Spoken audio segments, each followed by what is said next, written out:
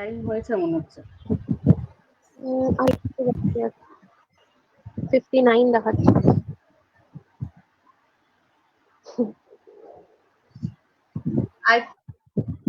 হ্যাঁ দেবশ্রী, তাহলে তুই লাইভ দে।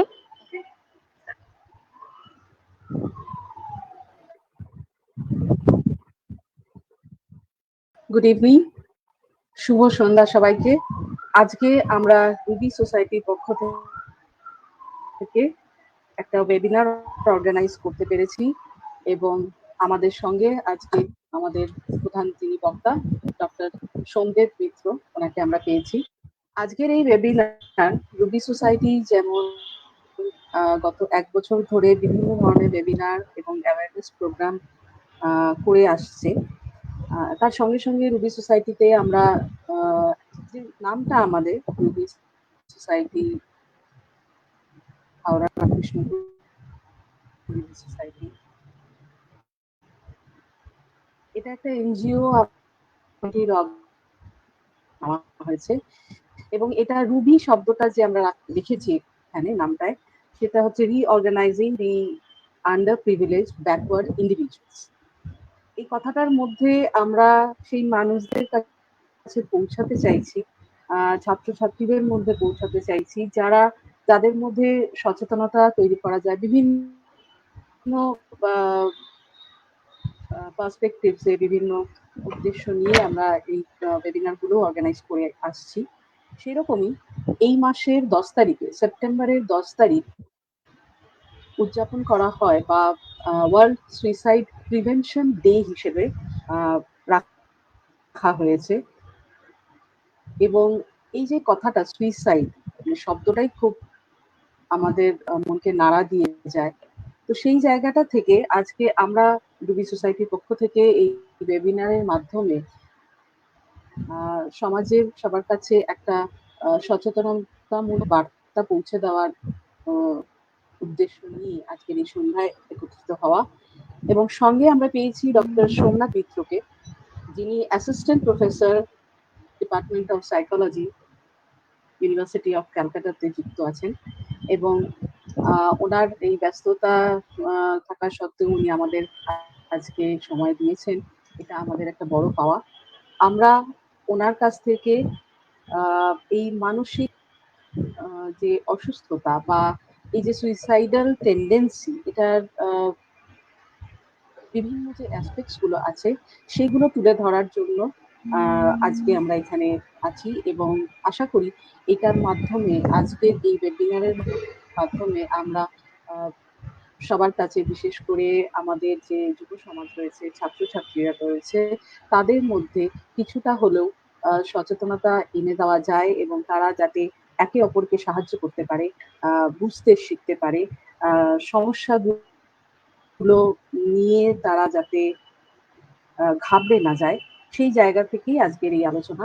ডক্টর মিত্র একজন খুব মানে কি বলবো, খুব হেল্পফুল এবং একজন কনসালটেন্ট ক্লিনিক্যাল সাইকিয়াট্রিস্ট হিসেবেও, সাইকোলজিস্ট হিসেবেও উনি আছেন। ওনার প্রায় 1 দশক ধরে শিক্ষকতা এবং এই ফিল্ডে, এই মানসিক স্বাস্থ্যের যে জায়গাটা, সেই জায়গায় ওনার বিভিন্ন ধরনের কাজ রয়েছে এবং he has been actively participating in this field. ওনার প্রচুর উল্লেখযোগ্য পাবলিকেশনস দেখেছি আমি রেপুটেড ন্যাশনাল অ্যান্ড ইন্টারন্যাশনাল জার্নালসে। তো এই যে আজকের এই ওয়েবিনারে উনি যে বক্তব্যটা রাখবেন, আমার মনে হয় আজকে আমাদের কাছে এটা ভীষণভাবে একটা নতুন দিক খুলে দেবে, আমাদের হয়তো চিন্তা ভাবনার ডিরেকশনটাও চেঞ্জ করে দেবে। তার কারণ হচ্ছে সুইসাইড শব্দটা হয়তো আমি এই মুহূর্তে ভাবতে পারি যে আমার ক্ষেত্রে হয়তো এত প্রয়োজন নেই, কিন্তু তা হয়তো নয়। কোন পরিস্থিতিতে আমরা পড়ছি, আগামী দিনে, আগামী সময়ে আমাদের নিজেদের মানুষদের বা কাছাকাছি মানুষদের কি পরিস্থিতি ফেস করতে হয়, সেই জায়গাগুলোও কিন্তু অনেকটা এই দিকগুলো ঠেলে দেয়। তো যে ডেটাটা আমাদের হু দিচ্ছে, যে প্রায় 700,000 পিপল, মানে 1 বছরে প্রায় এইরকম একটা ডেটা যে এরা সুইসাইড করছে প্রতি বছর। এবং সবথেকে উল্লেখযোগ্য সেটা হচ্ছে যে সুইসাইড থেকেও বড় ব্যাপার বা খুব ইম্পর্টেন্ট অ্যাসপেক্ট আমার কাছে যেটা মনে হয়েছে সেটা হচ্ছে যে অ্যাটেম্পট টু সুইসাইড, যে ফার্স্ট অ্যাটেম্পটটা মানুষ নিচ্ছে, এটা যে কোনো বয়সে, সে ঠিক কোন মানসিক পরিস্থিতিতে গিয়ে কিরকম চিন্তা ভাবনা থেকে এই রকম একটা পরিণতির দিকে এগোতে পারছে। তো এই যে জায়গাটা, এই ফার্স্ট অ্যাটেম্পটটা, এটা আমার মনে হয় ভীষণ বেশি ইম্পর্টেন্ট। এবং আহ, মোটামুটি আমরা যা তথ্য পাচ্ছি হু এর মাধ্যমে, সেটা হচ্ছে 77% of the suicides occur in mostly low and middle income group of people. মানে তার মানে এখানে একটা ডিপ্রাইভেশন, একটা মানে আমি যেটা করতে চাইছি সেই সুযোগটা না না পাওয়া, সেই সুযোগটা হয়তো আমার নিজের মনে হচ্ছে যে আমার পাওয়া উচিত ছিল, কিন্তু আমি পাচ্ছি না। তো সেই জায়গা থেকে একটা ডিপ্রেশন, এবং সেটা ফলো করে যদি আমরা এরকম কোনো একটা টেন্ডেন্সি বা এরকম কোনো একটা ইন্টেনশন আসে, এই প্রিভেনশন করা, এই সুইসাইড প্রিভেনশন ডে যেটাকে বলা হচ্ছে, ওয়ার্ল্ড সুইসাইড প্রিভেনশন ডে বলে যে উল্লেখ করা হচ্ছে, আমরা চাইছি যে এটাকে কতটা প্রিভেন্ট করা যায়। তার মানে ওই যে মানসিক অবস্থাটায় মানুষ পৌঁছাচ্ছে সেই জায়গাটাকে ধরা, সেখানটা কে হিট করা, যে আমি ওই একই পরিস্থিতিতে পড়লে পরে আরো অন্যভাবে কি করে আহ ভাবা যায়, যেটা আমাকে হয়তো আহ আহ সুস্থ থাকতে হেল্প করবে, বা আমার কোনো পরিচিত কোনো বন্ধু বান্ধব আত্মীয় স্বজন তাদেরকে আমি সাহায্য করতে পারবো। তো এই জায়গা থেকেই আমি বেশি কথা না বাড়িয়ে আজকে আমি সবাইকে অনুরোধ করব যে সবাই আমরা আজকের লেকচারটা শুনি আমাদের ডক্টর সোমনাথ মিত্র কাছ থেকে। Very heartiest welcome to you doctor Mitra. আপনি আমাদের মধ্যে আজকে উপস্থিত হতে পেরেছেন, এই জন্য many many thank you to you, and over to you for your lecture. সবার কাছে অনুরোধ করব যে সবাই এটা শোনার পরে যেরকম দিবাঙ্গনা বললো যে কোয়েশ্চেন্স যেটা থাকবে সেটা আমরা নোট করে নেব, আর লেকচারের পরে যেরকম দিবাঙ্গনা আমাদের টাইম দেবে সেই সময়টায় আমরা এই প্রশ্নগুলো তুলে ধরতে পারবো। So over to you, Dibanjana. Thank you, ma'am, and welcome, sir. Sir is not just today's guest; he is also my professor. So it's really an honor to talk to sir. And প্রথমে আমি তাহলে স্যারকে একটুখানি কিছু বলতে বলছি যে suicide prevention and পুরো ব্যাপারটা নিয়ে স্যার কি মতামত রাখেন বা কি বলতে চান, এবং যেহেতু স্যারের almost 1 decade of clinical experiences রয়েছে সেটার ব্যাপারে, তো স্যার যদি একটুখানি সেই ব্যাপারটা বলেন আমাদেরকে। আচ্ছা, প্রথমত আমি ধন্যবাদ জানাচ্ছি এরকম একটা প্ল্যাটফর্মে আমাকে ইনভাইট করার জন্য। আমার স্পেসিফিক্যালি নামটাও খুব ভালো লাগলো, এই সংস্থাটি নামটা এবং তাদের কাজের জায়গাটা জেনে আমার খুবই ভালো লাগলো, এবং আমি আন্তরিক ধন্যবাদ জানাই সকলকে আজকে আমাকে এখানেতে কিছু কথা বলার সুযোগ দেওয়ার জন্য। আমি প্রথমে যেটা বলেছিলাম যে সাধারণভাবে যেটা হয়, যদি টানা একজন কেউ বলে যান লেকচারের মতন করে, তাহলে অনেক সময় আমাদের মনোযোগটা সেভাবে থাকে না। তো সেই জন্য আমি চেয়েছিলাম যে প্রশ্নগুলো আপনারা কাজ করতে গিয়ে যে প্রশ্নগুলোর সম্মুখীন হচ্ছেন, সেই প্রশ্নগুলোর উত্তর যদি আমি আমার মতন করে খানিকটা ভেবে দিতে পারি। সেই জন্যই একটা বিশদ লেকচার বা ভাষণে না গিয়ে আমি চেয়েছিলাম যে ব্যাপারটাকে খানিকটা একটা আলোচনার মধ্যে রাখার। তো এবারে চলে আসি সরাসরি এই মানে আত্মহত্যা বা সুইসাইডের বিষয়তে। এখানেতে আমার যেটা বলার, যে আমার দুটো ক্যাটেগরি অফ এক্সপিরিয়েন্স রয়েছে। একটা হচ্ছে তুলনায় যারা সচ্ছল শ্রেণীর মানুষ, কারণ আমি যেহেতু ইন্ডিপেন্ডেন্টলি প্রাইভেট প্র্যাকটিস করি, যেখানেতে মানুষকে রেগুলারলি ফি দিয়ে দেখাতে হয়, সেইখানেতে স্বাভাবিকভাবেই যারা খুব লো ইনকাম গ্রুপ তারা যে এসে পৌঁছন তেমনটা নয়। তো সেই জন্য সেখানেতে যারা তুলনায় সচ্ছল অবস্থায়, তাদেরকে সেই ধরনের মানুষদের সঙ্গে আমার কাজ করার সুযোগ হয়। আবার আমার প্রথম 2 বছর অন্তত কেটেছে হচ্ছে পিজি হাসপাতালে যেটা সাইকিয়াট্রি ডিপার্টমেন্ট, সেইখানেতে কাজ করতাম। এবার সেখানেতে আমরা জানি যে মোটামুটি পশ্চিমবঙ্গের বিভিন্ন জায়গায়, কলকাতার পার্শ্ববর্তী যে কোনো জায়গাতেই যদি মেজর কিছু অসুবিধা হয় তাহলে সেখানেতে সাধারণ মানুষের একটা টার্গেট থাকে, যদি পিজিতে গিয়ে দেখাতে পারি তাহলে কিছুটা সুবিধা হতে পারে। তো সেই পিজি হাসপাতালে 2 বছর কাজ করার সুযোগ রয়েছে। এবং আমাদের যেটা আমাদের ইউনিভার্সিটিতে স্টুডেন্টরা পেশেন্ট দেখে এবং আমাদের এমফিল ইন ক্লিনিক্যাল সাইকোলজি চলে। তো সেখানেতে সেটা এমন একটা কোর্স যেখানেতে মাস্টার্স এর পরে ডাইরেক্ট পেশেন্ট হ্যান্ডলিং কিভাবে করা যায় সেইখানেতে একদম হাতে কলমে শিক্ষা দেওয়া হয়। এবার সেইটাতেও দীর্ঘদিন, এবার সেখানেতেও ওটা একটা প্রাইমারিলি একটা ফ্রি অফ কস্ট সার্ভিস। স্টুডেন্টরা যে জায়গাটাতে সাপোর্টটা দিচ্ছে সেখানেতেও সেটা মোটামুটি ফ্রি অফ কস্ট। তো তার ফলেতে কিছু কিছু জায়গায় আছে কিছু চার্জেস রয়েছে, কিন্তু তার সত্ত্বেও অধিকাংশটাই সেটা ফ্রি অফ কস্ট। তো এই যে জায়গাটা এখানে, তার ফলে আমি দুটো গ্রুপকেই দেখেছি, যেখানেতে যারা তুলনায় আর্থসামাজিক দিক থেকে পিছিয়ে সেই মানুষদেরকেও আসতে দেখেছি, আবার যারা আর্থসামাজিক ভাবে সচ্ছল সেই মানুষদেরকেও আসতে দেখেছি। এবং আমার নিজের কাছে আমি এটার ব্যাপারে দুটো কথা বলবো। প্রথমত, আর্থসামাজিক পার্থক্যটার জন্য কি কি পার্থক্য হচ্ছে এটা নিয়ে আমি খুব বেশি ভাবি না। তার কারণটা হচ্ছে যে আমার সেই পয়েন্টটাতে হয়তো খুব বেশি কিছু করার নেই। সত্যি কথা বলতে, যে মানুষটা হয়তো মানে আর্থিক কষ্টের মধ্যে দিয়ে যাচ্ছে, সেই জায়গাটা থেকে তো আমি ডাইরেক্টলি খুব কিছু তার জন্য করতে পারবো না। তাহলে মানে তার আর্থসামাজিক জায়গাটা বিশ্লেষণ করে সমাজের বর্তমান যে পরিকাঠামো সেইটা কিভাবে তাকে সুইসাইডের দিকে ঠেলে দিচ্ছে কিনা, এই আলোচনাটাতে আমার মনে হয়েছে এটা একটা বেশ তাত্ত্বিক আলোচনা হতে পারে, কিন্তু সেই মানুষটাকে বাঁচানোর জন্য সেই মুহূর্তে এটা আমায় ততটা হয়তো হেল্প করবে না। আর যদি বা সেটা হেল্প করে, সেটা এতটাই লং টার্ম, সেটা এতটাই পলিসি লেভেলে যে কাজ করতে করতে সেই ধরনের বিষয়গুলো নিয়ে রিসার্চ পাবলিকেশন, মানে সেইভাবে প্রজেক্ট করা, রিসার্চ করা, এইগুলো করে কিছু লাভ হতে পারে।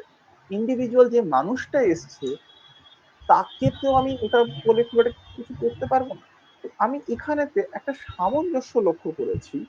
সেই কথাটাতে আসি মানসিক জায়গা থেকে, যেটা হচ্ছে যেটার কথা অর্পিতা ম্যাডাম শুরুতে বললেন, আমরা যখন মনে করছি যে আমাদের কিছু পাওয়ার কথা ছিল, সেইটাতে যখন আমরা আটকে যাচ্ছি, পাচ্ছি না, তখনই কিন্তু মূল সমস্যাটা তৈরি হয়ে যাচ্ছে। এইখানেতে আমাদের লক্ষ্য করতে হবে যে আগে না মানুষের কাছে একটা জিনিস এত বেশি পরিমাণে অ্যাভেলেবল ছিল না, সেটা হচ্ছে ইনফরমেশন। আজকে জাস্ট একটা ইন্টারনেটের সুযোগের ফলেতে মানুষ কিন্তু ওই স্মার্টফোন দেখে এবং ইন্টারনেটের থ্রুতে বিশ্বের বিভিন্ন বিষয় সম্বন্ধে তাদের একটা ধারণা তৈরি হয়ে যাচ্ছে। সেই জন্য তারা এটা জানছে যে মানুষ কি কি পেতে পারে। এবার মানুষ কি কি পেতে পারে যখন সে জানছে, তখন সেইখানে তার মনে এই ধারণাটাও আসছে, তাহলে আমি কেন পাবো না। এবং এখানে আমি জাস্ট মিলটার কথা বলছি, তুলনায় একটা সচ্ছল পরিবারের ছেলের কাছে বা মেয়ের কাছে ভাবনাটা এরকম হতে পারে যে ওরা কত ভালো আছে, ওরা এবছর ইউরোপ ট্রিপে যেতে পেরেছে, আমি যেতে পারলাম না, সুতরাং সেইটা মানে হচ্ছে যে আমি জীবনে কি এমন অ্যাচিভ করলাম। ঠিক আছে। আবার আরেকজন কারোর কাছে এটা মনে হতে পারে যে আমি সন্তানের বাবা বা মা হতে চেয়েছিলাম, আমি সেটা হতে পারছি না, আর এখানেতে আমার বন্ধু বান্ধবদের লেভেলে অনেকেই সেই ধরনের ছবি দিচ্ছে, মানে যে হয়তো ইউরোপে বেড়াতে যাচ্ছে, সে কিন্তু আবার ইউরোপে বেড়াতে যাওয়ার ছবিটা দেয়, তার কষ্টের ছবিটা কিন্তু সে সোশ্যাল মিডিয়ায় দিচ্ছে না। আবার যে হয়তো সদ্য মা হচ্ছেন, তিনি তার এই খুশির খবরটা সোশ্যাল মিডিয়ায় দিচ্ছেন, কিন্তু তার যে খারাপ লাগাটা, যে আর্থসামাজিক দিক থেকে মানে এই খরচগুলো করতে গিয়ে এবারে তো ইউরোপ ট্রিপটায় যাওয়া হলো না, সেটা কিন্তু তিনি সোশ্যাল মিডিয়ায় দিচ্ছেন না। অর্থাৎ একটা গ্রুপ ভাবছে যে ওরা পাচ্ছে, আরেকটা গ্রুপ ভাবছে যে আমরা তো পাচ্ছি না, ওরা পাচ্ছে।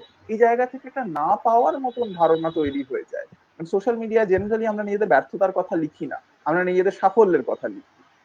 সোশ্যাল মিডিয়া বা অন্যান্য মিডিয়ার কনটেক্সটেও যে জিনিসটা হতে পারে, এই যে না পাওয়া গুলো, এটা মানে যে কোনো সোসাইটাল লেভেল থেকে আসতে পারে। আর সিমিলারলি লোয়ার ইনকাম গ্রুপের কনটেক্সটেও তাদের কাছেও এই ব্যাপারগুলো পরিষ্কার হয়ে যাচ্ছে অনেক সময়তে, তারা কি পাচ্ছে না, তারা কোথায় পড়াশোনা করার সুযোগ পাচ্ছে না, তারা কোথায় সেভাবে হয়তো যাওয়ার সুযোগ পাচ্ছে না, কিছু জায়গায় হয়তো অ্যাপ্লাই করার সুযোগ পাচ্ছে না, তাদের দারিদ্র্যের মধ্যে থাকার ফলে তারা ততদিন পর্যন্ত হয়তো তাড়াতাড়ি কাজের মধ্যে ঢোকার চেষ্টা করতে হচ্ছে, কিন্তু সেখানেতেও তাদের অসুবিধা হচ্ছে। এই না পাওয়ার জায়গাটা সবার জন্য কমন।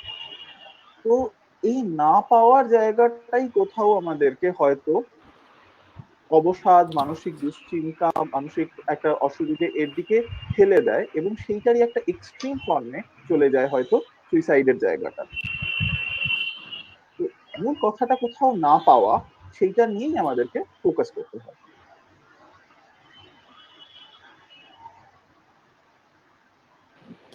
স্যার, আমরা আমাদের প্রশ্নগুলো তাহলে এক এক করে আপনার কাছে এবার জিজ্ঞেস করছি। প্রথম যেটা আমরা পেয়েছি সেটা হচ্ছে কোন এজ গ্রুপটা বেশি সুইসাইড প্রোন? এই যে কোন এজ গ্রুপটা বেশি সুইসাইড প্রোন, এটা না এই প্রশ্নটার উত্তর দেওয়ার জন্য আমি একটুখানি ঘেঁটে দেখছিলাম যে সাইন্টিফিক ডেটা কি বলে।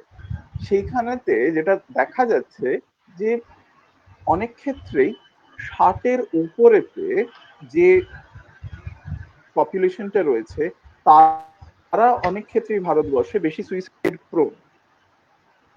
এবং কিন্তু তার মানে এই নয় যে বাকিরা সুইসাইড প্রোন নয়। সুইসাইড প্রোননেস প্রায় মানে ধরে নেওয়া যেতে পারে যে আগেও কোনো কোনো কেসে হয়তো সুইসাইড প্রোননেস দেখা যায়, কিন্তু আমি যদি সেইগুলোকে নাও ধরি, তাহলে অ্যাডোলেসেন্স স্টার্ট হওয়ার পর থেকে জীবনের শেষ বয়স পর্যন্ত যে কোনো সময়তেই একটা মানুষ সুইসাইড প্রোন হয়ে যেতে পারে। এবং সেইখানেতে যেটা আমাদের ভাবতে হবে যে শুধু এই মানে অনেক ক্ষেত্রেই কাজটা হয় কমপ্লিটেড সুইসাইড নিয়ে, মানে কতজন সুইসাইডে মারা গেলেন তার উপরেতে মূল ডেটাটা থাকে। সুইসাইড অ্যাটেম্প্ট কতজন করছে বা কিভাবে, মানে এখানে কম বয়সের ক্ষেত্রে অনেক সময় যেটা হয়তো হচ্ছে যে তারা ডেলিবারেট সেলফ হার্ম করছে, অর্থাৎ তারা হয়তো নিজেকে কষ্ট দিচ্ছে, হয়তো নিজের হাতটা কাটছে বা সেইভাবে মানে নিজেকে অন্য কোনো ভাবে একটা কষ্ট দিচ্ছে, যেটাকে সবসময়তে সুইসাইড অ্যাটেম্প্ট হিসেবে দেখানোও হবে না। তো এই রকম কারণে বলাটা মুশকিল, তবে মোটামুটি পরিসংখ্যান বলছে যে একটু বেশি বয়সের দিকে সুইসাইড প্রোননেস বেশি, তবে কম বয়সীদের মধ্যেও অনেকখানি সুইসাইড প্রোননেস দেখা যায়। স্যার, এই সূত্র ধরেই মানে এই জাস্ট আলোচনার সূত্র ধরেই আমরা পরের প্রশ্নটা করছি যে 16 থেকে 25 রিলেশনশিপ নিয়ে অনেকে ভীষণ সেন্সিটিভ হয় এবং তাদের মধ্যে এই জন্য অনেক সময় সুইসাইডাল টেন্ডেন্সিও দেখা যায়। এই জিনিসগুলো বাবা মায়েরা কিভাবে আইডেন্টিফাই করবেন এবং আইডেন্টিফাই করতে পারলে কিভাবে কন্ট্রোল করবেন? আচ্ছা, এইখানেতে যেটা বলার যে 16 থেকে 25 এই সময়টাতে না মানুষের ব্রেন ডেভেলপমেন্ট এবং হরমোনাল চেঞ্জেস এবং সোশ্যাল যে চ্যালেঞ্জেস গুলো, মানে তাকে তখন পড়াশোনাও করতে হবে, তাকে তখন অ্যাট্রাক্টিভও দেখাতে হবে নিজেকে, সমস্ত রকম দিক থেকে এত চ্যালেঞ্জেস থাকে যে এই সময়টাতে ছেলে মেয়েদের কাছে এটা একটা খুব কঠিন সময়। 16 থেকে 19-20 পর্যন্ত হয়তো তার অ্যাডোলেসেন্স চলছে, তারপরেতে তাকে হয়তো নানা এবারে আমায় চাকরি পেতে হবে বা এবারেতে আমাকে নিজেকে এস্টাবলিশ করতে হবে বা একটা সম্পর্কে অন্তত আমায় জড়াতে হবে, এই ধরনের যে ইচ্ছেগুলো মানুষের মধ্যে থাকে, তার ফলেতে মনের ভেতরটায় ভীষণ রকম উথাল পাথাল চলতে থাকে। এইখানটাতে স্বাভাবিকভাবেই মা বাবারও একটা ইচ্ছে থাকে যে আমার ছেলেটা বা মেয়েটা সে যেন কেরিয়ারে বা সমাজে নিজেকে প্রতিষ্ঠিত করতে পারে। সেইখান থেকেও একটা চাপ তৈরি হয়ে যায়। তাহলে প্রথম কি করতে হবে? প্রথম যেটা আমাদের বুঝতে হবে যে এইটা আমরা অনেক সময়তে কি ধরনের কথা ব্যবহার করে থাকি, এইটুকু বয়সে তোর এখন এইটুকু বয়স, তোর সামনে গোটা জীবনটা পড়ে আছে, তুই এখন ডিপ্রেসড হচ্ছিস, তোর এখন ডিপ্রেসড হওয়ার কি আছে? ডিপ্রেসড হওয়ার কথা তো আমার জীবনটা যেরকম ভাবে কেটে গেল সেই জায়গা থেকে, আর তোর এখনো পর্যন্ত তোকে এত কিছু দিচ্ছি, এত কিছু করার চেষ্টা করছি, তো ডিপ্রেস হওয়ার কথা তো আমার, আর তুই ডিপ্রেসড হচ্ছিস। মানে ডিপ্রেশনেরও কম্পিটিশন। কার ডিপ্রেসড হওয়ার অধিকার আছে, কার সুইসাইডাল ফিল করার অধিকার আছে, সেটা নিয়েও কম্পিটিশন তৈরি হয়ে যায়। এবং অনেক সময়তে বাবা মায়েদেরকে এখানে আমি দোষ দিচ্ছি না, কিন্তু তাদেরও নিজেদের ভেতরে চাপা যে কষ্টগুলো, না পাওয়ার যে জায়গাগুলো, সেইখান থেকে তারা অনেক সময়তে কি করেন, মানে তুই কষ্ট কেন পাচ্ছিস, কষ্ট তো আমার পাওয়ার কথা বলে জিনিসটা যেন মানে নিজের কষ্টের উপরতে ফোকাসটা চলে আসে। যখন এই ব্যাপারটা হচ্ছে তখনই কিন্তু আমরা একটা কি বলবো, মানে এমন একটা অসুবিধার মধ্যে পড়ে যাচ্ছি যেখানেতে এই কম বয়সী যে ছেলেটি বা মেয়েটি, সে কিন্তু আর ফার্দার নিজের কথাটা নিয়ে ওপেন আপ করতে পারছে না। তাহলে পেরেন্টসরা এখানে কি করবেন? পেরেন্টসরা এখানে তাদেরকে বুঝতে হবে যে তাদের অবস্থাটাও যেরকম খুব কঠিন, তাদেরকে নানান রকম চ্যালেঞ্জের মধ্যে দিয়ে যেতে হচ্ছে, সমানুভূতি জায়গা থেকে বুঝতে হবে যে এই 16 থেকে 25-এ যারা রয়েছে তারাও কিন্তু কষ্ট পেতেই পারে, তাদের কষ্ট পাওয়ার জায়গাটাও যথেষ্ট পরিমাণে যুক্তিপূর্ণ। প্রথম হচ্ছে এই আন্ডারস্ট্যান্ডিংটা হলে যেটা তারা করতে পারে সেটা হচ্ছে তারা তাদেরকে কিন্তু একটু নিজেদের মনে হবে যে তাদের কোথায় অসুবিধা হচ্ছে, কোথায় কষ্ট হচ্ছে, এবং তারপরেতে তাদের এই ছেলে মেয়েদের কথাও একটুখানি শুনতে হবে যে তাদের কোথায় কষ্ট হচ্ছে। অর্থাৎ আমাদের একটা টেন্ডেন্সি আছে, আমরা বলি বেশি, শুনি কম। এখানে ব্যাপারটা উল্টো করতে হবে, শুনতে হবে। একটু যদি মন দিয়ে শোনা যায় এবং যদি এই কথাটা মানে আমরা যদি এই কথাটা ভাবতে পারি, আমরা যদি এভাবে ভাবতে পারি যে একটা 16 থেকে 25 বছরের ছেলে মেয়ের কনটেক্সটে তার পরীক্ষায় রেজাল্ট খারাপ হওয়া, তার বন্ধু বান্ধবরা তাকে ছোট করা, তার রিলেশনশিপে যে অসুবিধে, এইগুলো তার কাছে উত্তম। সুতরাং সেই সময়টাতে আমার তার পাশে বসে তার কষ্টটা শোনা, তাকে একটু মানে সে কাঁদলে ভেঙে পড়ছিস কেন এটা না বলে, কান্নাটা তো একটা স্বাভাবিক অনুভূতি, তুই সেটা করতেই পারিস বলে তার পাশে থাকা, এই জায়গাটা যদি করা যায়, তাদের কথাটা যদি শোনা যায়, তাদের কাঁদার মতন একটা জায়গা যদি অ্যালাউ করা যেতে পারে, এবং তারপরে আলটিমেটলি এই কথাটা যদি বলা যেতে পারে যে আমরা আছি, আছি, হবে, দেখ, হবে, এই ভরসাটুকু দিলে আমার ধারণা অধিকাংশ ক্ষেত্রেই প্রবলেম গুলো সলিউশনের দিকে যেতে পারে। স্যার, এক্ষেত্রে লকডাউনের এফেক্ট পুরো মেন্টাল হেলথ স্পেকট্রামের উপর কি ধরনের পড়েছে, এবং সুইসাইড কি আলাদা করে তাতে বেড়ে যাওয়ার কোনো সম্ভাবনা রয়েছে, বা এরকম ধরনের কিছু কি আমরা দেখতে পারি ভবিষ্যতে? আচ্ছা, এইখানটাতে লকডাউনের ফলেতে সুইসাইডাল টেন্ডেন্সি বেড়েছে কি বাড়েনি এটা বলা খুব কঠিন এখনই দাঁড়িয়ে, এবং সেক্ষেত্রে কতটা শুধুই লকডাউনের জন্য হচ্ছে আর কতটা লকডাউনের ফলেতে হওয়া যে আর্থসামাজিক পরিস্থিতিটা আরো কঠিন হয়ে যাচ্ছে সেইটার জন্য হচ্ছে, এবং সেটা মানুষ কতদিন পর্যন্ত সহ্য করতে পারবে, তারপরেতে তার ব্রেকিং পয়েন্ট আসবে কিনা, এরকম অনেকগুলো ফ্যাক্টরস থাকার ফলেতে মানে খুব আলাদা করে সুইসাইডাল টেন্ডেন্সির সঙ্গে একটা কার্যকারণ সম্পর্ক দেখানোটা কঠিন। কিন্তু কয়েকটা অবজারভেশন নিশ্চয়ই বলা যেতে পারে। প্রচুর স্টাডিজ এই কথা বলছে যে সাধারণত কি হয়, কম বয়সী ছেলে মেয়েরা নিজেদের এনার্জিটাকে বাড়ির বাইরে গিয়ে বন্ধুদের সঙ্গে মিশছে, গল্প করছে, ঘুরে বেড়াচ্ছে, সেইটার মধ্যে দিয়ে যেভাবে তারা নিজেদের এনার্জিটাকে বার করে দিতে পারতো, সেইটা যখন তারা দিনের পর দিন বাড়িতে আটকে থাকলো এবং এই একটা মানে স্মার্টফোন বা ল্যাপটপের মাধ্যমে তাদেরকে পুরো ব্যাপারটাকে করতে হচ্ছে। এই যে বিচ্ছিন্নতা, এটা কিন্তু যে কোনো বয়সের মানুষের, মূলত এই 16 থেকে 25 এজ গ্রুপটার মানসিক কষ্টের জায়গাটাকে আরো অনেকটা বাড়িয়ে দিয়েছে। এটা নিয়ে যথেষ্ট কাজ রয়েছে যে অবসাদ বা মেন্টাল হেলথ রিলেটেড অসুবিধে এবং সেখান থেকে হেল্প সিক করা, এটা প্যান্ডেমিকের আগে যা ছিল প্যান্ডেমিকের সময় তার থেকে অনেকটা বেশি বেড়েছিল। এবং যখন যখন প্রচুর বেশি কোভিড কেসেস হচ্ছিল এবং লকডাউনটা একদম কড়াকড়ি জায়গায় ছিল, তখন কিন্তু এই ব্যাপারগুলো বেশি হচ্ছিল। সুতরাং এটা বলা যেতে পারে যে হ্যাঁ, মানসিক স্বাস্থ্যের উপর লকডাউনের একটা ইম্প্যাক্ট ডেফিনেটলি রয়েছে, এবং সেইটা হয়তো বা সুইসাইডাল টেন্ডেন্সির সঙ্গেও তার একটা সম্পর্ক থাকতে পারে। আচ্ছা, এর পরের প্রশ্নটা মানে স্যারকে বলার আগে একটা মজার কথা হচ্ছে, বর্ডার লাইন মানে এখনকার দিনে স্যার যেটা হয়, সবাই গুগল সার্চ করে খুব তাড়াতাড়ি ডিসঅর্ডার গুলোর কথা জেনে যান। তো সেই ধরনের কিছু একটা প্রশ্ন, যে সুইসাইডাল চিন্তা এলেই কি তার বর্ডার লাইন পার্সোনালিটি?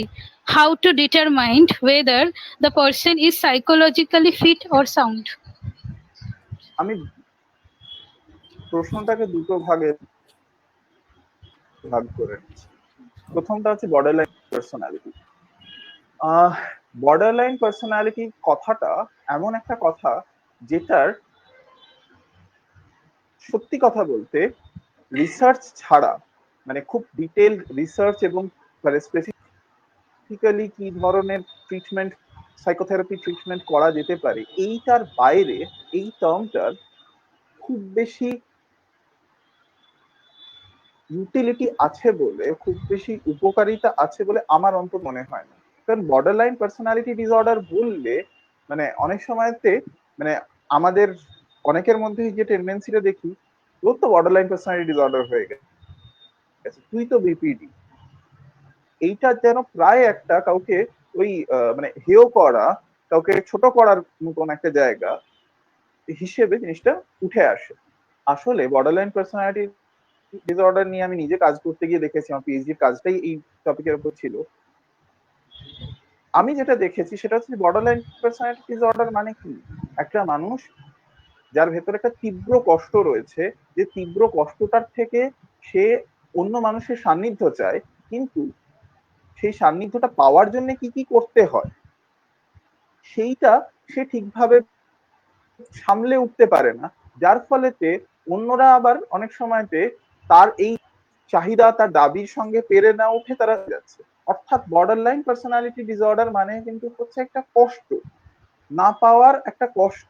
এই যে না পাওয়ার একটা কষ্ট, এবার এই না পাওয়ার কষ্ট তো বিভিন্ন লেভেলে আমাদের বিভিন্ন মানুষের মধ্যে থাকতে পারে, সেইটা নিয়ে আমাদের কাজ করতে হবে। তাহলে বর্ডারলাইন পার্সোনালিটি ডিসঅর্ডারের ডায়াগনোসিস আমি পেলাম কি পেলাম না, তার উপর না খুব একটা কিছু নির্ভর করে না। তার উপর বিশ্বাস করো, ওষুধেরও খুব একটা কিছু ডিপেন্ড করে না। কেউ বেশি আত্মহত্যা প্রবণ হলে এক ধরনের ওষুধ, কারোর রাগের জায়গাটা খুব বেড়ে গেলে এক ধরনের ওষুধ হয়তো, কারোর মনোযোগ দিতে অসুবিধা হচ্ছে, মনোযোগ বসাতে পারছে না, সেই ক্ষেত্রে এক ধরনের ওষুধ হয়তো, এরকম ভাবে ওষুধ সিমটম অনুযায়ী হয়। সেখানেতে কিন্তু এই ডায়াগনোসিসটা অ্যাজ সাচ খুব কিছু ইমপ্লিকেশন থাকে না। আর থেরাপিস্টদের যেখানে কাজ করতে হয় কাউন্সিলিং এ, সেখানে তো তাকে মানুষের কষ্টটা নিয়ে কাজ করতে হবে। সেখানতে ডায়াগনোসিসটা একটু এদিক থেকে ওদিক গেল নাকি কি হলো, তার উপর খুব বেশি কিছু নির্ভর করে না। সুতরাং এই বর্ডারলাইন পার্সোনালিটি ডিসঅর্ডার হলো কি হলো না ডায়াগনোসিস, তাতে আমার মতে আমাদের চিন্তিত হওয়ার কিছু নেই। এবার চলে স্বাস্থ্যটাকে ভালো রাখার জন্য কি করা যেতে পারে। সবার আগে মানে আমি যেটা, আমার নিজের যেটা মনে হয় যে জীবন মানেই হচ্ছে একটা ব্যালেন্স, একটা ভারসাম্য, এবং সেই ভারসাম্যটা আমরা অনেক ক্ষেত্রেই মেনটেন করতে পারি না। এই ভারসাম্যের খেলাটা যদি আমরা মেনটেন করতে পারি তাহলে অনেকটা ভালো থাকা যাবে। এই ভারসাম্যের মধ্যে তাহলে কি কি পড়ে, মূলত তিনটে জিনিস পড়ে আমার মতে। এক, মানে এটা ঠিক আমার মত নয়, এটা অনেকগুলো জায়গা থেকেই এই কথাটা উঠে আসে। প্রথম যেটা দরকার সেটা হচ্ছে কাজ। কাজ মানে কিন্তু যেটাকে আমরা সিরিয়াস কাজ হিসেবে মনে করছি, সেটা আজকের এই প্রোগ্রামটাও হতে পারে, যখন আমরা পড়াশোনা করছি পড়াচ্ছি সেই কাজটাও হতে পারে, যে নিজে পড়াশোনা করছে সেই কাজটাও হতে পারে, কেউ যে অফিসে কাজটা করছে সেই কাজটাও হতে পারে, কেউ যদি সমাজ সেবার কাজটা খুব সিরিয়াসলি করে সেটাও তার কাছে কাজ। একটা ইম্পর্টেন্ট ব্যাপার কিন্তু হচ্ছে কাজ, সেইটা দিনে আমার 8 থেকে 10 ঘন্টা নিতে পারে, ঠিক আছে। তারপরের লেভেলে আর একটা জিনিস যেটাকে আমার সময় দিতে হবে সেটা হচ্ছে ঘুম, রেস্ট। আমরা এখন অনেক সময় কি করি, কেউ কেউ অনেকটা টাইম খুব একটা কিছু করার নেই বলে অনেকটা বেশি সময় ঘুমোচ্ছি, কারো কারো ঘুমানোর সময়ই নেই। এই জিনিস না, তাহলে 6 থেকে 8 ঘন্টা ঘুম, 6 ঘন্টাটা খুব কম বললাম, 7 থেকে 8 ঘন্টা ঘুম। আর বাকি তাহলে আমার 10 ঘন্টা বেরিয়ে গেল যদি কাজের জন্য, 8 থেকে 10 ঘন্টা কাজের জন্য বেরিয়ে গেল, 6 থেকে 8 ঘন্টা ঘুমের জন্য বেরিয়ে গেল, তার মানে আমার দিনের মধ্যে পড়ে রইল আরো 7 থেকে 8 ঘন্টা। তার মধ্যে এবার আমাকে দাঁত মাজতে হবে, চান করতে হবে, এই ধরনের কাজগুলো রেগুলারলি করে যাওয়া উচিত। তারপরেতেও আমার কিন্তু হাতে 4 ঘন্টা মতো সময় পড়ে থাকার কথা। সেই 4 থেকে 5 ঘন্টার সময় কিছু লেজারের কাজ। লেজারের কাজ মানে কিরকম, যেটা করে আমার মন আনন্দ পাবে। অর্থাৎ সেইখানেতে হতে পারে যে আমি গান গাওয়া, ছবি আঁকা, বই পড়া, হাঁটতে যাওয়া, এক্সারসাইজ করা, যে কোনো কিছু। এই জিনিসগুলোকে যদি আমরা আমাদের মানে ডেইলি রুটিনের মধ্যে রাখতে পারি এবং এই ভারসাম্যটা থাকছে কিনা যদি আমরা দেখতে পারি, ও আজকাল খুব ভালো পড়াশোনা করছে সুতরাং আমার মানসিক স্বাস্থ্য ভালো আছে, আমি এই পন্থায় বিশ্বাসী নই। ও পরীক্ষার আগে পড়াশোনা কিছুদিনের জন্য করছে, ঠিক আছে, পরীক্ষার পরে কিছুদিনের জন্য পড়াশোনা কম করছে, ঠিক আছে, কিন্তু সাধারণভাবে আমি দেখেছি ও পড়াশোনাটাও করছে, ও বন্ধু বান্ধবদের সঙ্গে যোগাযোগটাও রাখছে, এবং ও একটু খেলাধুলোর ব্যাপারে ওর আগ্রহ রয়েছে। এই ধরনের একটা ভারসাম্য জীবনের মধ্যে আছে, এটা অনেক বেশি ভালো কথা। সুতরাং মানসিক স্বাস্থ্য ভালো রাখার জন্য এই ভারসাম্যটা রাখাটা খুব দরকারি।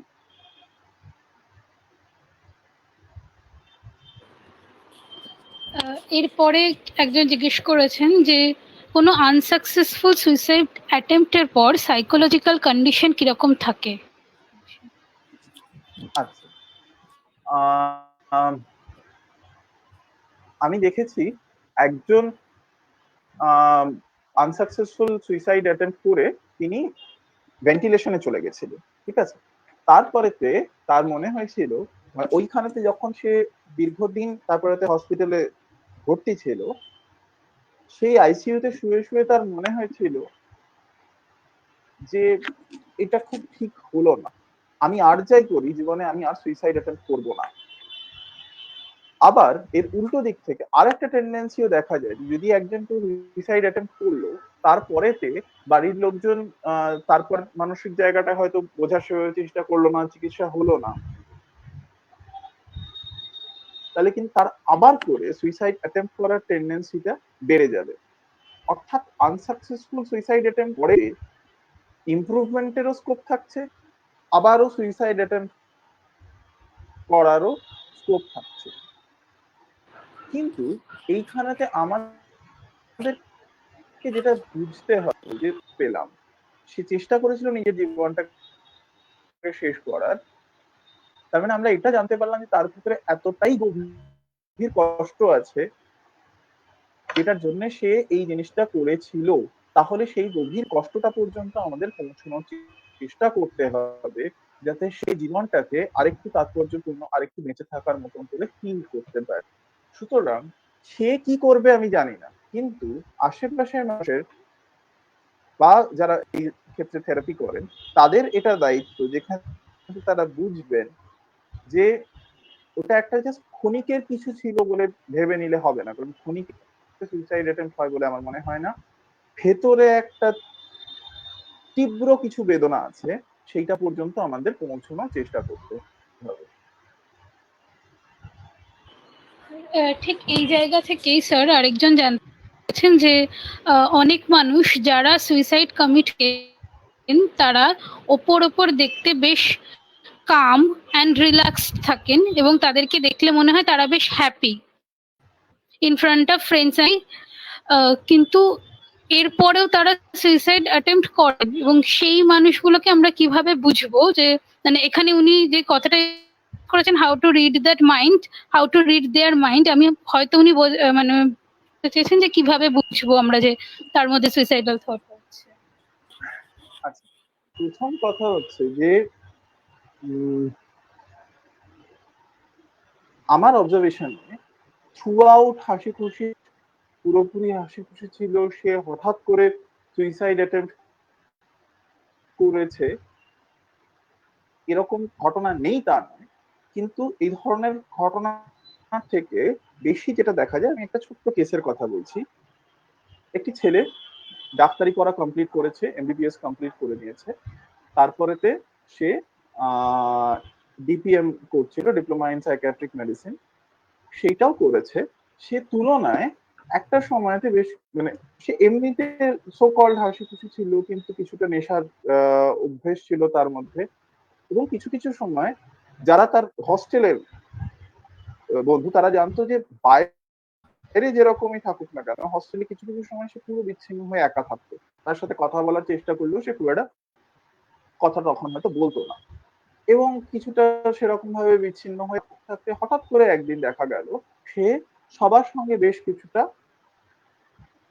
কথা বলছে। সবাই ভাবলো যে তাহলে এ বেশ ইমপ্রুভ করেছে। তার পরের দিন তার হস্টেলের ঘর থেকে তার মৃতদেহ পাওয়া যায়। আসলে ওই সময়টাতে যদি আরেকটু ভালোভাবে ভাবা যেত যে সে কিন্তু কিছু কিছু পয়েন্টে জানান দিয়ে দিয়েছিল।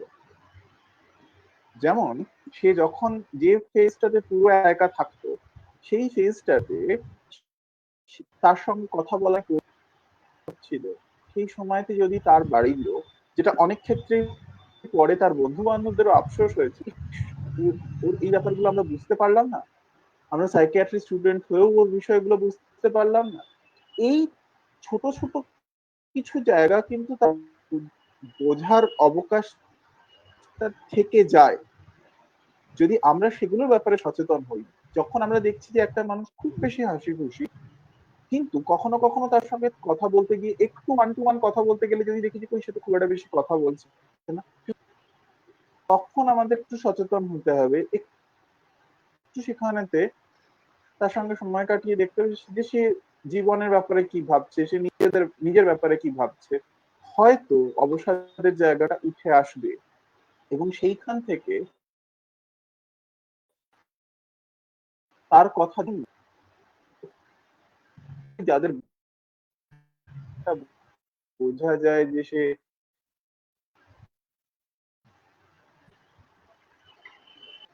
কান্নাকাটি করছে, এই ধরনের ক্ষেত্রে আমাদের রোগটা চেনাটা, যারা এরকম হাসি খুশি অবস্থাটা দেখাতে থাকেন তাদের ক্ষেত্রে চেনাটা কঠিন, কিন্তু কাছ থেকে গিয়ে একটা মানুষকে যদি একটু চেনার চেষ্টা করা যায়, তাহলে অবশ্যই তাদেরকে কিন্তু তাদের ভেতরকার কষ্টটাও আমরা জানতে, চিনতে, শুনতে পারবো। এক্ষেত্রে মানে অনেকেই এই প্রশ্নটা করেছেন যে কিভাবে আমরা নিজেদের মন থেকে নেগেটিভ থট বা সুইসাইডাল চিন্তাগুলোকে সরাতে পারি, বা যখন সুইসাইডাল চিন্তা আসবে তখন করণীয় কি থাকতে পারে।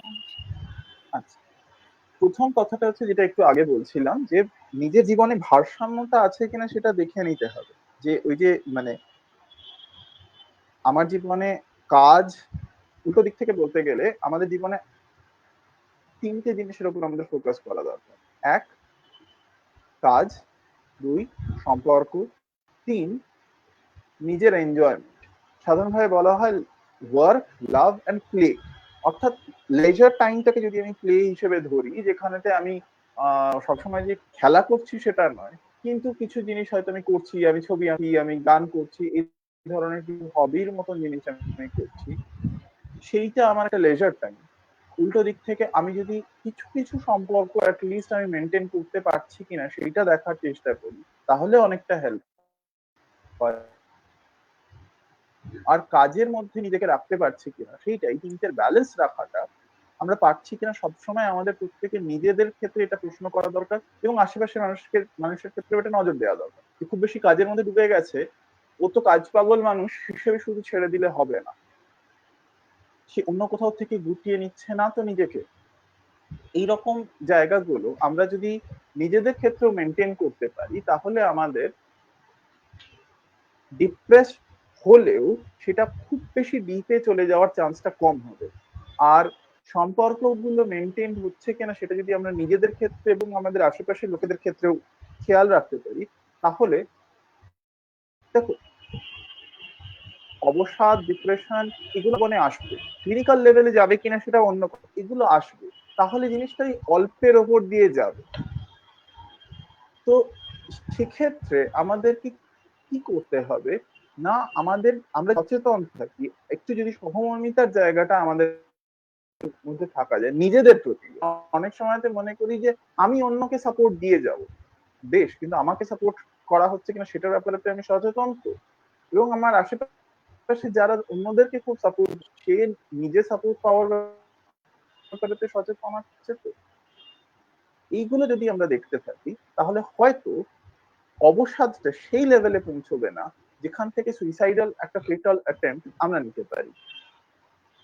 এইভাবে আমরা একটু সচেতন থাকতে পারি, এবং যদি দেখি যে তারপরেতেও এইখানেতে আমরা এরকম কিছু দেখছি যেখানে নর্মাল লেভেলে পাচ্ছি না হেল্প করতে, তাহলে সেইখানেতে তার সঙ্গে আলাদা করে বসা, তাকে হয়তো কোথাও একটা রেফার করা যেখানে গিয়ে সে একটু নিজের ব্যাপারে কথা বলতে পারে। সেটা যে সবসময়তে কোনো একটা থেরাপিস্টের কাছে হতে হবে তা নয়, সেটা একজন টিচারের কাছেও হতে পারে, বা যার উপর আমি ভরসা করি সেরকম একজন মানুষের কাছে হতে পারে। সেই লেভেলে যদি সেখান থেকে না হয়, তাহলে সেখান থেকে থেরাপিস্ট, সাইকিয়াট্রিস্ট তাদের কাছেও যেতে হবে। সেখানে আবার স্টিগমাটা থাকলে চলবে না। জাস্ট এখানে একটা কথা বলি, গত এই জুন মাসে আমার একজন ফ্যামিলি মেম্বার, তার তখন 46 বছর মতন বয়স হয়েছিল, মারা গেল, করোনায় মারা গেল। তার কারণটা হচ্ছে যে সে ভয় পেয়েছিল যে করোনা যদি মানে করোনা হয়েছে হলেই তো আবার বাড়ি থেকে নিয়ে চলে যাবে, হসপিটালে নিয়ে যাবে, এখন হসপিটালে যে অবস্থা, আমি বাড়িতে থেকে প্যারাসিটামল খেয়ে থাকবো, এইরকম একটা ভয়ের জন্য সে টেস্টটা করাতে দেরি করলো, এবং তার ফলে মানে অন্যান্য ওষুধ না খেয়ে, ডাক্তারকে ঠিকভাবে কনসাল্ট না করে সে জাস্ট প্যারাসিটামল খেলো তার কেসটাই অন্তত, এবং তারপরে তো কমপ্লিকেশন হলো, দীর্ঘদিন চিকিৎসা করার চেষ্টা হলো, তারপরে মারা গেল। যাই হোক, তো এই বিষয়টাতে বলবো সে যদি অন্তত ডাক্তারের কাছে মানে এটা বলতে পারতো যে আমাকে এক্ষুনি হসপিটালাইজ করবেন না, কিন্তু কি কি ট্রিটমেন্ট আমি বাড়িতে থেকে করাতে পারি, কি কি আমি মনিটর করতে পারি, সেগুলো যদি হতো, সম্ভবত তার মৃত্যুটা ঘটতো না। করোনায় অনেকের ক্ষেত্রেই জীবন বাঁচানোর হয়তো কোনো রাস্তা ছিল না, কিন্তু কেউ কেউ, এটাও আমরা অনেক ক্ষেত্রেই জানতে পারছি, তারা প্রথম দিকটাতে হয় গুরুত্ব কম দিয়েছে বা ভয় পেয়েছে, এবং সহযোগিতা মানে চিকিৎসার জায়গাটা প্রথম থেকে শুরু করেনি বলে করোনাটা আরো অনেক বেশি ভয়ঙ্কর হয়ে গেছে। সেই কারণেই একই রকম ভাবে ডিপ্রেশনও সেরকম হতে পারে। আমরা থাকি হয়তো ফিজিক্যাল জায়গাটা এতটা এক্সট্রিম লেভেলে আসবে না। স্যার, এক্ষেত্রে আপনার কিছু এক্সপিরিয়েন্স বলতে পারবেন, মানে থেরাপির এক্সপিরিয়েন্স বা এরকম কিছু কেস যদি আপনি বলে মানে আপনি নিশ্চয়ই দেখেছেন, বা এই ধরনের কেস অনেকে এসেছে যারা ঠিক হয়ে সুস্থ হয়ে বাড়ি গিয়েছেন, বা মানে ঠিক সুস্থ হওয়া এক্ষেত্রে বলা যায় না, যারা জিনিসটাকে ভালোভাবে এনডিওর করতে শিখেছেন বা অ্যাডজাস্ট করতে পেরেছেন, পজিটিভ এক্সাম্পল। প্রথম যে জায়গাটা বলবো যে এরকম মানে বহু এক্সাম্পল রয়েছে, বহু বয়সের বহু এক্সাম্পল রয়েছে যেখানেতে সুইসাইডাল পেশেন্টসরা তারপরে ইমপ্রুভ করেছে। তার মধ্যে আমি যদি একটা এক্সাম্পলের কথা বলি, সেটা হচ্ছে যে এই মেয়েটি তখন মানে পরীক্ষা হওয়ার কথা, নেট পরীক্ষা হওয়ার কথা, সে অনেকদিন ধরে ডিপ্রেশনে ছিল বলে ঠিকভাবে তৈরি হতে পারেনি, এবারেতে সে নেট পরীক্ষার জন্য পুরোপুরি তৈরি হলো। হওয়ার পরেতে হঠাৎ করে সে জানতে পারলো যে করোনার এই সেকেন্ড ওয়েভের জন্য নেট পরীক্ষা পিছিয়ে দেওয়া হচ্ছে। তখন সে ভাবলো যে আমার এই কষ্ট, আমার এই সাফারিং কি কোনোদিন শেষ হবে না। সে ভেবেছিল যে এবার আমি যতটা নিজেকে তৈরি করে নিতে পেরেছি, এবার আমার একটা বেশ ভালো চান্স আছে আমি নেটটা ক্লিয়ার করে নিতে পারবো, এবং তাহলে কারোর সাথে আমি কথা বলে রেখেছি, আমি আমার ফার্দার পড়াশোনার জায়গাটাকে এগিয়ে নিয়ে যেতে পারবো। তো সে তখন তার কিছুদিন, মানে তার বেশ কিছুদিন আগে থেকেই তার কাউন্সিলিং এর জায়গাটা চলছে। তো সে খাটের ওপরেতে একটা চেয়ার তোলে, তারপরেতে সেখানে পাখা থেকে দড়িটা লাগিয়ে গলায় পড়ার সময়তে তার জাস্ট মনে হয় যে আমি কি এটা ঠিক করছি। সে আমাকে তখন ফোন করে। এবার সাধারণভাবে আমি এই সমস্ত ক্ষেত্রে আমরা তো এমার্জেন্সিতে ইয়ে করতে পারি না, ইন্টারভেনশন করার জন্য আমরা তৈরি থাকি না, কিন্তু সেই কেসটির ক্ষেত্রে সেই দিন আমি তখন অ্যাভেলেবল হতে পেরেছিলাম। তো তার কথা থেকে আমি যেটা বুঝতে পেরেছিলাম, তার ভেতরে এমনিতে দেখতে গেলে মানে যেটা আসছে, যেটা উঠে আসছে, সেটা হচ্ছে একটা প্রচন্ড হতাশা, কিন্তু তার ভেতরে যে জিনিসটা রয়েছে সেটা হচ্ছে একটা প্রচন্ড রাগ, যে পুরো সমাজের ওপর রাগ, যে যেখানে দীর্ঘদিন ধরে বলা হচ্ছে যে একটু সাবধানে থাকুন, একটু সাবধানে থাকুন, সেখানেতে সমাজের বিভিন্ন স্তরের মানুষেরা সেই সাবধান থাকতে পারলো না, এবং আমি এতটা স্ট্রাগল করার পরেতেও আমার মানে আবার কবে আমি পরীক্ষা দেওয়ার সুযোগ পাবো আমি জানি না, আরো কতদিন আমার সাফার করতে হবে আমি জানি না। তার এই রাগটা বলতে বলতে সে কাঁদতে শুরু করলো, এবং যখন সে কাঁদতে শুরু করলো আমি তখনই বুঝলাম যে সম্ভবত এবারেতে মানে এই পয়েন্টটাতে হয়তো সে সুইসাইডটা অ্যাটেম্প্ট করবে না। আর তারপরেতে সে কিছুটা কান্নাকাটি করার পরেতে তার মনটা খানিকটা হালকা হওয়ার পরেতে আমি তার বাড়ির লোকের সঙ্গে কথা বললাম যে ও তো খুবই অসুবিধা হচ্ছে, একবার সাইকিয়াট্রিস্টের জায়গাটাও রিভিউ করে নেওয়া দরকার। তারপরেতে সেই পয়েন্টটা রিভিউ করার পরেতে তখনকার মতন ওষুধটা বেশ খানিকটা বাড়াতে হয়, কিন্তু তারপরে আস্তে আস্তে রেগুলার কাউন্সেলিং এর মাধ্যমে আমরা এই জায়গাটা পর্যন্ত পৌঁছতে পারি যেখানেতে সে আবার করে নিয়মিত পড়াশোনায় ফিরতে পেরেছে, এবং সে এখন আবার যেহেতু এই সামনে নেট পরীক্ষা হওয়ার কথা, সে এখন তুলনায় অনেকটাই বেটার জায়গায় আছে। সে আমায় যেটা জানিয়েছিল, আপাতত তার কাউন্সিলিংও বন্ধ আছে, সে যেটা জানিয়েছে যে সে আগের তুলনায় অনেক বেটার জায়গায় আছে, এবং এখন যে শুধু তাকে নেট পরীক্ষাটা দিয়েই কিছু করতে হবে তা নয়, তার অন্যান্য কি কি অপশন আছে সেগুলো সে দেখতে শুরু করেছে। অর্থাৎ মানে তার যে সুইসাইডাল রিস্কটা তখন তৈরি হয়েছিল সেটা কিন্তু কাটানো গেছে।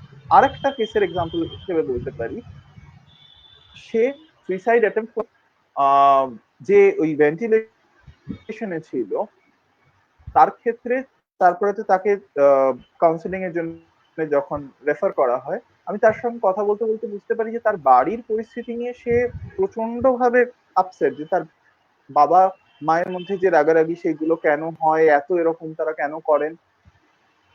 তো দীর্ঘদিন বলতে প্রায় বছর খানেক ধরে সে আমার কাছে এসে তার এই কষ্টগুলোর কথা বলতো, এবং আমি তাকে সেই জায়গাটাতে সাপোর্ট দেওয়ার চেষ্টা করতাম করে করে।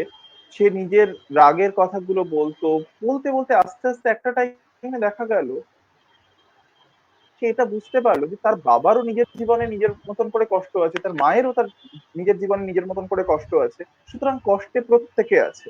সেই জায়গা থেকে গ্রাজুয়ালি আমি দেখলাম যে সে আহ, নিজের পড়াশোনার পার্টটাতে আস্তে আস্তে তারপরে ফোকাস করাটা শুরু করলো, এবং তারপরেতে এটা মানে অনেকদিন আগেকার ঘটনা। তারপরেতে আমি তার কাউন্সিলিং যখন শেষ হয়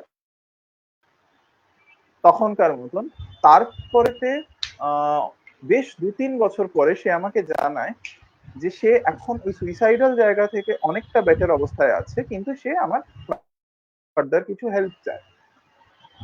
আমি বললাম যে ঠিক আছে, কথা বলবো। কথা বলতে গিয়ে যেটা জানতে পারি যে ওই সুইসাইডাল জায়গা থেকে সে বেরিয়ে এসছে, শুধু তাই নয়, পড়াশোনা করে সে কেরিয়ারের জায়গাটাতেও এখন একটা যথেষ্ট ভালো জায়গায় চাকরি করছে, কিন্তু সে নিজে এখন সচেতন হয়েছে যে হয়তো সে নিজে সুইসাইড অ্যাটেম্প্ট করবে না, কিন্তু একটা সম্পর্কে থাকতে গেলে যে ধরনের অন্য মানুষকে বুঝে শুনে যেভাবে মানে তার দিকটাও ভাবতে হয়, সে নিজে বুঝতে পারছে যে সে এখনো পর্যন্ত সেই পয়েন্টটাতে তার ইমপ্রুভমেন্টের প্রয়োজন আছে।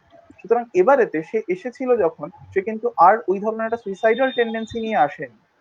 সে এসেছিল কি করে সম্পর্কে আমি আরো ভালোভাবে কন্ট্রিবিউট করতে পারি সেইটা জানতে, সেটা বুঝতে, সেটা শিখতে।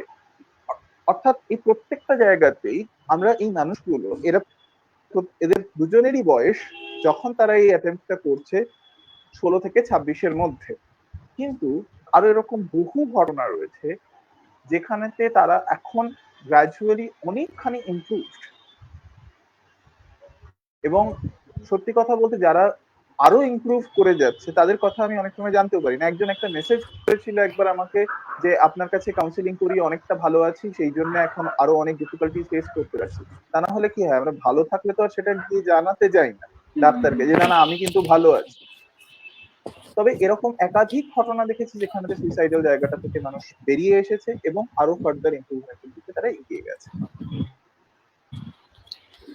স্যার আমরা প্রায় শেষের দিকে চলে এসেছি, এবার আমরা একটুখানি ইন্টারেক্টিভ সেশনের দিকে যাব। যারা প্রেজেন্ট রয়েছেন তারা যদি কেউ স্যারকে কোনো প্রশ্ন করতে চান একটু দয়া করে আনমিউট করে স্যারকে জিজ্ঞেস করতে পারেন কিংবা চ্যাটে টাইপ করতে পারেন, আমি স্যারকে রিপিট করে দিচ্ছি। আচ্ছা, আমার একটা কোয়েশ্চেন আছে সোমদেব, আমি সৌমি। হ্যাঁ, সেটা হচ্ছে যে আমার চেনা পরিচিত একজন রয়েছে, একটি মানে মেয়ে, এখন 9-10-এ পড়ে, আমাদের কাছেই থাকে, মানে নেবার। মানে সে যেটা করতে চায় যে কিছু হলেই তার বাড়ির লোককে একটা থ্রেট দেয় যে আমি সুইসাইড করে নেবো বা আমি বাড়ি থেকে বেরিয়ে যাবো, এই দুটো একটা থ্রেট থাকে। সে হয়তো সারাক্ষণ ধরে গেম খেলছে, পড়াশোনার খুব একটা, এখন যেহেতু অনলাইন সিস্টেম, খুব একটা সেই দিকে মাথা দিচ্ছে না। প্লাস কখনো কখনো হচ্ছে যে বন্ধুদের সাথে এতটাই গল্পেতে মশগুল থাকছে যে বাড়ির লোকও বুঝতে পারছে যে ঠিক মতো কিছু একটা ব্যাপার ঘটছে, যে কিছুটা হচ্ছে ওর মধ্যে চলছে, কি সেটা কেউ ধরতে পারছে না। কিন্তু একটা থ্রেট থাকে যে আইদার আমি বাড়ি থেকে বেরিয়ে যাবো, আর নয়তো তার থ্রেট থাকে যে আমি এবার সুইসাইড করে নেবো। তো বাড়ির লোক ওকে কিছু বলতেও পারে না। তো এগুলোকে কি থ্রেট হিসাবেই দেখা উচিত, নাকি এখানে কোনো কোনো সময় সেটা বাবা মাকে মানে একটা কি বলা যায়, একটু ভয় রাখার জন্য ব্যাপারগুলো বেশি করে, মানে কোন জিনিসটাকে ধরবে? মানে এটাও তো হতে পারে সত্যি হয়তো সে সুইসাইডের কথা ভাবছে কিনা। এবার তার বাড়িরই যারা রিলেটিভ অনেকে বলে যে ইচ্ছে করে বদমাইশি করে, তোমরা এটা প্রশ্রয় দাও বলে আরো বাড়াচ্ছে। এদিকে বাবা মা ভয় পাচ্ছে যে যেহেতু একটা ওরকম উঠতি বয়স 9-10-এর ছেলে মেয়ে, সে যদি সত্যি এরকম কিছু করে ফেলে, তো এটা নিয়ে একটা কনফিউশন থাকে। এটা তো অনেকের ক্ষেত্রেই হতে পারে। তো সেক্ষেত্রে কি অ্যাকচুয়ালি ধরা উচিত, এটা থ্রেট নাকি অন্য কিছু? আমি যদি বলি যে আমি জিনিসটাকে এভাবে বলবো যে আমি ধরে নিলাম এটা থ্রেট, আমি ধরে নিলাম, আমি তর্কের খাতিরে ধরে নিলাম এটা বদমাইশি, তর্কের খাতিরে ধরে নিলাম, শেষ কথা নয় কিন্তু এটা। তাহলে আমার প্রশ্ন, সে এই বদমাইশিটাই করছে না, তার মানে অন্য কোনো রকম ভাবে সে তার নিজের অসুবিধে বা নিজের যে কষ্ট, নিজের যে সাফারিং, সেইগুলোকে কিন্তু বাবা মার কাছে হয়তো পৌঁছে দিতে পারছে না। যদি সে নিজের এই সাফারিংটাকে বাবা মার কাছে সেভাবে পৌঁছে দিতে পারতো, তাহলে সম্ভবত তাকে এই থ্রেটটা দিতে হতো না।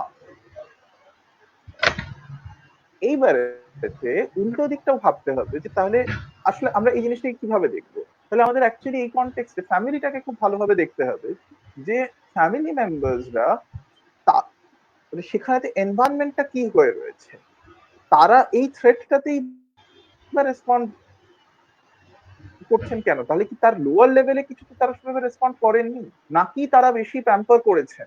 কি হয়েছে এক্স্যাক্টলি সেটা আমাদেরকে সবার আগে জানতে হবে। অর্থাৎ প্রথম যেটা আমাদেরকে ভেবে নিতে হবে যে এটাকে ওরকম ভাবে বদমাইশি হিসেবে ভাবলে কোনো লাভ নেই, তাতে হেল্প করা যাবে না, এটাকে একটা সমস্যা হিসেবে দেখতে হবে। এবার সেই সমস্যাটাকে আমাদের আরো গভীরভাবে আনার চেষ্টা করতে এবং সেখানে আমাদেরকে একটা রিয়েলিস্টিক জায়গা থেকে ভাবতে হবে যে আচ্ছা আমি আপাতত এই পরিস্থিতিতে কতটা মানে অনলাইন গেমের জায়গাটা এগুলোকে মানে এই অনলাইন গেমের জায়গাটাকে আমি কতটাকে আমি এখন প্রবলেম্যাটিক হিসেবে ধরবো। কারণ এর আগে একটা টাইম হয়তো ছিল যখন সে দিনে 1 ঘন্টা হয়তো এই ধরনের অনলাইন অ্যাক্টিভিটি করতো, কিন্তু তখন তার অফলাইনে অনেক কিছু করার স্কোপ ছিল, সেই এগুলো এখন বন্ধ হয়ে গেছে। তাহলে আমাকে সবার আগে বুঝতে হবে যে ওর কষ্টটা কতটা গভীর, ওর অসুবিধাটা কতটা গভীর। সেইটা আমি যখন বোঝার চেষ্টা করব, তার জন্য হয়তো আমাকে তার বাবা মার সঙ্গেও কথা বলতে হবে, মানে থেরাপিস্টকে তার বাবা মার সঙ্গেও কথা বলতে হবে, তার সঙ্গেও কথা বলতে হবে, বলে নিয়ে তারপরেতে গ্র্যাজুয়ালি ভাবতে হবে। দেখো, নজর রাখতে হবে। যখন একটা থ্রেট আসছে তখন কিন্তু চান্স রয়েছে যে সুইসাইডটা অ্যাটেম্পটেড হতেও পারে। তাহলে সেখানেতে আমাদের ওয়ার্স্ট পসিবল সিনারিওটা ধরে নিয়েই এগোতে হবে, সেখান থেকে তাকে নজরে রেখে বাকি কাজটা শুরু করতে হবে। কোথাও তো একটা কমিউনিকেশনে অসুবিধে হচ্ছে, কোথাও তো একটা এক্সপেকটেশনে অসুবিধে হচ্ছে, সেই অসুবিধাটা ঠিক কোথায় করে সেই প্রবলেমটাকে যদি আমরা ডিল করে নিতে পারি, তাহলে এই যে প্রবলেমের সিমটম, সেইটাকেও আমরা অনেকটা কাটিয়ে তুলতে পারবো। স্যার আরেকটা প্রশ্ন স্যার, অভিষিক্তা ঘোষ রয় জিজ্ঞেস করেছেন, suicide has a genetic alteration, how society help to boost up the genetics. নিশ্চয়ই সুইসাইডের জেনেটিক দিকটা জানতে চাইছেন। আচ্ছা, এইখানেতে একটা কথা বলি যে জেনেটিক্স সম্বন্ধে আমাদের যে ধারণাটা আজ থেকে 20 বছর আগেও ছিল, বর্তমানে সেখান থেকে জিনিসটা অনেকখানি বদলে গেছে। কিছু কিছু ব্যাপার এরকম হয় যেখানেতে তার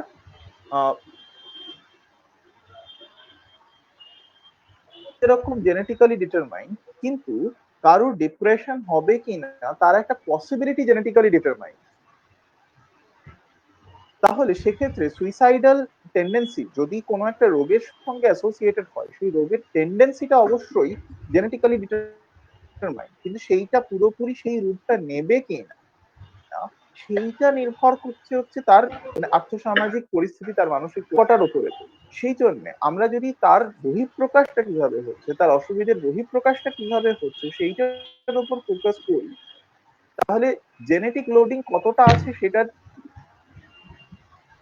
জায়গাটা ডেফিনেটলি একটা রিসার্চ রিলেটেড ইন্টারেস্ট থাকতে পারে, কিন্তু সাইকোলজিক্যাল কাউন্ট পার্সপেক্টিভ আমরা সেইখানেতে তার সোশিও কালচারাল এবং সাইকোলজিক্যাল জায়গাটার উপর জোর দেবো, এবং আরো বেশি যেটার উপর জোর দেবো যে যদি কারোর ফ্যামিলিতে সুইসাইডের হিস্ট্রি থাকে, তাহলে সে কিন্তু ধরে নেবে যে সুইসাইডটা একটা পন্থা এবং আমি অমুকের মতন হতে পারবো। সেই জায়গা থেকে জেনেটিক ইনফ্লুয়েন্সের থেকেও বেশি হয়তো একটা মডেলিং এর মতন করে, একটা এক্সাম্পলকে ফলো করার মতন করে রিস্কটা অনেক ক্ষেত্রে বেশি বেড়ে যেতে পারে। সেখানে ফ্যামিলিতে সুইসাইড থাকলে শুধু জেনেটিক্স এর কারণ নয়, মডেলিং এর পার্সপেক্টিভটার ক্ষেত্রে আমাদের গুরুত্ব দিয়ে ভাবতে হবে। সৌরভ ধর জানতে চেয়েছেন যে একজন 35 বছরের অ্যাডমিনিস্ট্রেটিভ জবে কর্মরত, presently suspended at are very much unhappy in marriage. আচ্ছা, তার একটি বাচ্চা আছে 6 বছরের। He feels he won't succeed in life, now trying some business. Father expired as 16, mother is a pensioner. তিনি সুইসাইডাল কিনা বুঝতে পারছি না, কিন্তু ভীষণ নেগেটিভ মেন্টালিটিতে ভুগছেন, এক্ষেত্রে কি করণীয়? আচ্ছা, প্রথমত যে জিনিসটা দেখতে হবে সুইসাইডাল টেন্ডেন্সি এই ধরনের ক্ষেত্রে যেটা মাথায় রাখতে হবে সেটা হচ্ছে ফ্রুটলেসনেস কাজ করছে। যদি দেখা যায় যে তার মধ্যে তার কথায় নেগেটিভ জায়গাটা আসছে, তাহলে সেখানে ডেফিনেটলি এইরকম একটা স্ট্রেসফুল কন্ডিশনে তার হেল্পের প্রয়োজন আছে। কিন্তু তার মধ্যে যখন আমরা দেখবো যে তার নেগেটিভ ভাবনা চিন্তার মধ্যে হোপলেসনেসটা বেশি করে আসছে, আর কিছু হওয়ার নেই, তার সঙ্গে কাছাকাছি যারা থাকে তারা কথা বলতে গিয়ে এটা বেশ কিছুটা লক্ষ্য করেন যে আর কিছু হওয়ার নেই, এই ধরনের হোপলেস হয়ে পড়ছে, সেইখান থেকে কিন্তু সুইসাইডের ব্যাপারে আরো বেশি অ্যাওয়্যার হতে হবে। তার আগেও এটাও মাথায় রাখতে হবে যে এই যে দীর্ঘদিন ধরে যদি কাউকে একটা স্ট্রাগল করতে হয় একটা স্ট্রেসফুল পিরিয়ডে, সেখানেতে মানসিকভাবে বিপর্যস্ত হওয়ার চান্সেসটা থাকতেই পারে। সেই জন্য এর ক্ষেত্রে একটা মানে সাইকোলজিক্যাল সাপোর্টের ডেফিনেটলি খুব প্রয়োজনীয়তা রয়েছে। আমাদের আজকের সেশনের শেষ প্রশ্ন স্যার, আহেলি বক্সি জানতে চেয়েছেন যে অনেক ক্ষেত্রে ক্যান্সার পেশেন্টদের কাছে সুইসাইডাল থটস শুনতে পাওয়া যায়, তাদের শারীরিক যন্ত্রণা এবং মানসিক যন্ত্রণা উভয়ই কারণ হয়ে থাকে, কিছু পজিটিভ থটস কি আনা যায় কোনোভাবে? কারণ চারিদিকে এত নেগেটিভ এফেক্ট দেখা যাচ্ছে, তার উপর লকডাউন বা কোভিড-19 সিচুয়েশন। তাই স্যার এই ক্ষেত্রে কিভাবে সুইসাইডাল থটস কে কমানো যেতে পারে বা কোয়ালিটি অফ লাইফকে ভালো করা যেতে পারে, বিশেষ করে পেশেন্টদের ক্ষেত্রে? বেশ, প্রথম কথাটা হচ্ছে তাদের মানে ক্যান্সার পেশেন্টেরও তো বিভিন্ন রকমের স্টেজ থাকে, বিভিন্ন রকমের আর্থসামাজিক পরিস্থিতি থাকে। তো এক কথায় আমরা এটার হয়তো উত্তর দিতে পারবো না, কিন্তু আমি একটা অংশের উত্তর নিশ্চয়ই দেব। সেটা হচ্ছে যে একটা প্রধান অসুবিধা যেটা হয়ে দাঁড়ায় সেটা হচ্ছে ক্যান্সার, যখন মানুষ হতাশ হয়ে পড়েন যে আমি আর জীবনে কিছু করতে পারবো না, এবং এই যন্ত্রণা,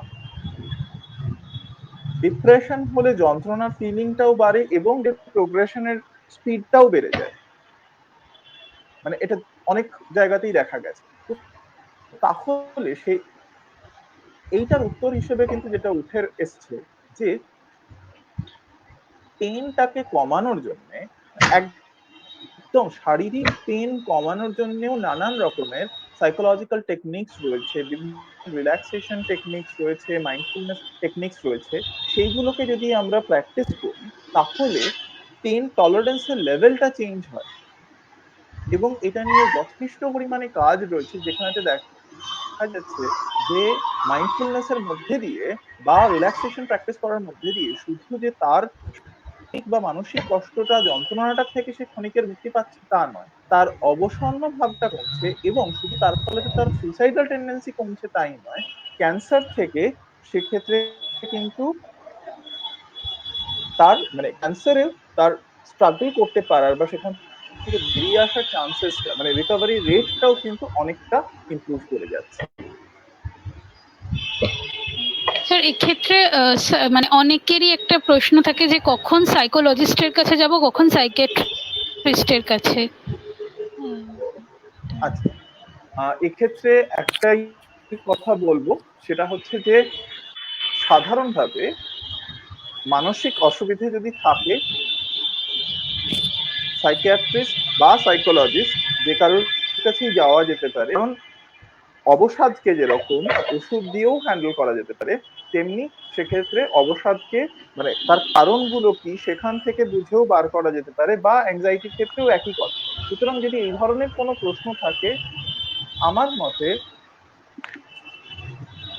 যে কোনো একজন ট্রেন্ড প্রফেশনাল তার ট্রেনিং এর জায়গাটা ঠিক আছে কিনা সেটা দেখে নিয়ে তারপরেতে তার কাছে যাওয়া যেতেই পারে। এবং আমরা আশা করব যে সেক্ষেত্রে যদি তার মনে হয়, সাইকিয়াট্রিস্টের যদি মনে হয় পেশেন্টটিকে কাউন্সিলিং এর জন্য রেফার করা দরকার, তিনিও করতে পারেন, বা যদি সাইকোলজিস্টের মনে হয় যে না এক্ষেত্রে সাইকিয়াট্রিস্টের কাছেও রেফার করা দরকার, সেটাও করা যেতে পারে। ট্রিটমেন্টের প্রসিডিওরটার মধ্যে ঢুকে পড়তে পারাটা সব থেকে বেশি ইম্পর্টেন্ট। তবে তাও একটা কথা বলবো, যে মনে করছেন যে আমার এই মানে কষ্টটা থেকে তাড়াতাড়ি মুক্তি চাই, ঠিক আছে, এবং আমি অত ভেতরটা খতিয়ে দেখতে চাই না, তার জন্য উত্তরটা হয়তো প্রথমে তিনি সাইকিয়াট্রিস্টের কাছে যেতে পারেন, কারণ ওষুধ খেয়ে সেখানে মুডটাকে একটুখানি চেঞ্জ করার চান্সেস থাকে। আর যার মনে হয় না আমি ওষুধ কেন খাবো, আমার জীবনের জায়গাটা থেকে এগুলো হ্যান্ডলিংটা শিখতে হবে, তা নাহলে আমি ওষুধের উপর নির্ভরশীল হয়ে পড়বো কেন, যিনি এই লড়াই করতে রাজি থাকবেন তার জন্য সাইকোলজিস্টের কাছে যাওয়াটা better option. Thank you sir, অনেক ধন্যবাদ এতক্ষণ আমাদের সময় দেওয়ার জন্য এবং এত এনরিচ একটা কনভারসেশন আমাদের সাথে করার জন্য। আজকে আমরা এটুকুই বলতে পারি যে স্যার যা বলে যে জীবনে ভারসাম্য এবং তার সাথে সাথে সচেতনতা, এই দুটো জায়গায় ভীষণ দরকার আমাদের সুইসাইড প্রিভেনশনের জন্য। তো সবাইকে ধন্যবাদ জানিয়ে এবং স্যারকে অনেক ধন্যবাদ জানিয়ে শেষ করছে আমাদের আজকের suicide prevention awareness. Thank you. Thank you.